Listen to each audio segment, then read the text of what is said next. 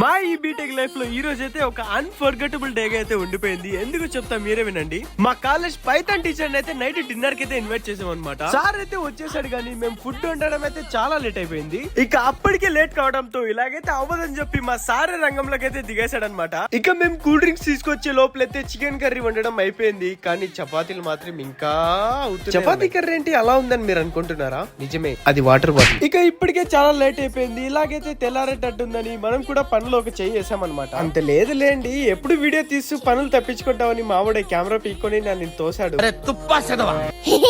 ఇంకా సార్ వాళ్ళు మేము అందరూ కలిసి పనిచేయడంతో త్వరగా అయితే పనులు అయిపోయాయి అనమాట. త్వరగా అంటే నైట్ 1 గంట అయింది లేండి. మా క్లాస్ గెస్ట్ లెక్చర్ గా వచ్చిన తను ఈ రోజు మా బెస్ట్ ఫ్రెండ్ అయిపోయింది. కొంతమంది చాలా తక్కువ టైం లోనే పరిచయం అవుతారు అండ్ వాళ్ళతో గడిపిన కొద్దిపాటి టైం ఎప్పటికీ మెమరీస్ చాలా చిన్నవి ఉండొచ్చు, కానీ అవి క్రియేట్ చేసే ఇంపాక్ట్ మాత్రం లైఫ్ లాంగ్ గుర్తుండిపోతుంది. ఇలా మా బీటెక్ మెమరీస్ లోకి ఇంకొక స్టోరీ యాడ్ అయింది.